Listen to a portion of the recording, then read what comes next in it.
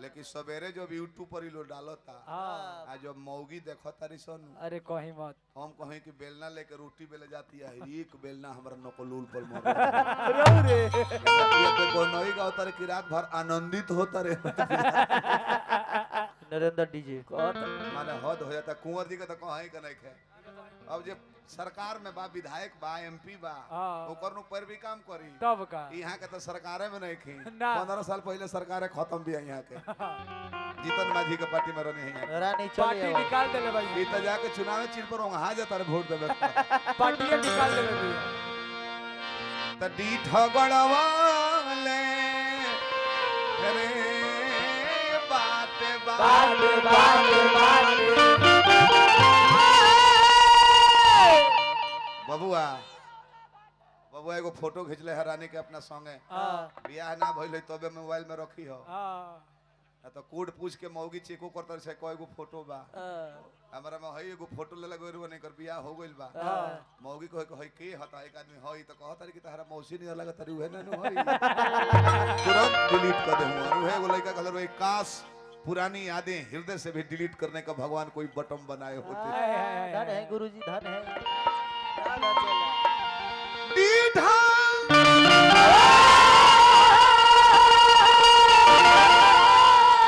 गड़वाले रे बाटे अरे देवना यार बीनावा हो सजा मनु बाबा अब चलती है गांजा अब देखी और हंसी कितना तेजी में भी अब बाद की सब आजा हंसी हुई चलिए अब देखी हंसी के फवारा का कहला और सबके राउंड में देखे अब देखे पहले ही काम चली देखी सर के मत आराम से। देवना यार बीनावा हो सजा चल जाओ ना नीचे चल जाओ पियर की हाँ जा।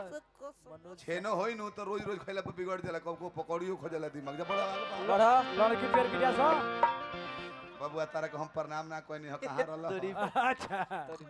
माई के की बहिन के हीरो बताई माने इतना पिंकिया के भोग तो ओकर के छुअनी हनु तो साफ हो जैसे गुणे रहता एगो छुआ देला माई के हमरा एगो नाम मुर्गी अंडा सेवेली सतले फोर के दोसर कोनो लेके भाग लो ओहिगा बेचारा सेवले सेवले 2 साल भइल का करब पैसा इतना 100 सेकंड तले या तो लइका मम्मी के पेंशन मिलल बा खुद टकिया कपड़ा ने के देत बेटा जो सही। साढ़ू हमर धन्य हो गेल है तहारा के देह हे साढ़ू के लइका कहत रहे कि एकरा में छोड़ी बाजो रहे एकरा में का बाजो रहे जानत रहो भोला जी के डमरू आ हुरका बजल है एकरा में थरिया थोड़े बजे बम बम बम बम बम तब से मुड़ी कर तबला जस हो गेल कि जा हुरके दी और मुड़ी वो मुंह पर ले जाके ए जाए एगो मझौआ गांव बरवा सब जानता नहीं हाँ मझौआ के इतना ना चलाक लोग हो के होई त खिसियाई मत खाली खींचे ले एक जना कुंवर जी बतावले मझौआ के हाथ ये घरी के नहीं कहत पुरान 20 वर्ष पहले इतना होशियारी रहे कि मनोज के घर के बगल में एक आदमी के भैंस सिनार में गिर गए रहे नु तो एगो चलाक गांव के मुखिया जी एक लूणा बांस के पत्ता लेके कहतले कि आज निकल जाए इतना हरिहर फेर ना बैठे एगो एम्बुलेंस से मरी जाए ले ठीक होके तो एम्बुलेंसवा के लगे जाके 2-4 गो लोग कहता कि सबे खाइल हो आ तू ना खइबू सब एम्बुलेंस भोजन करो कहलो कि रहो आंखिए भड़का दी दोनों बत्ती फोड़ के बर्नट भासा देला तू हुआ कर तू का आत्मा चल हाथ ना हो दी ढगड़ वाला बाटा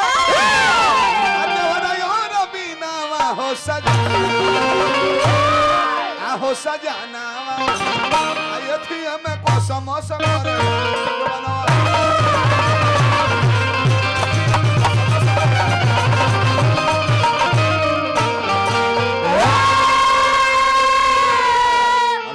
कुछ समाज दोसर बा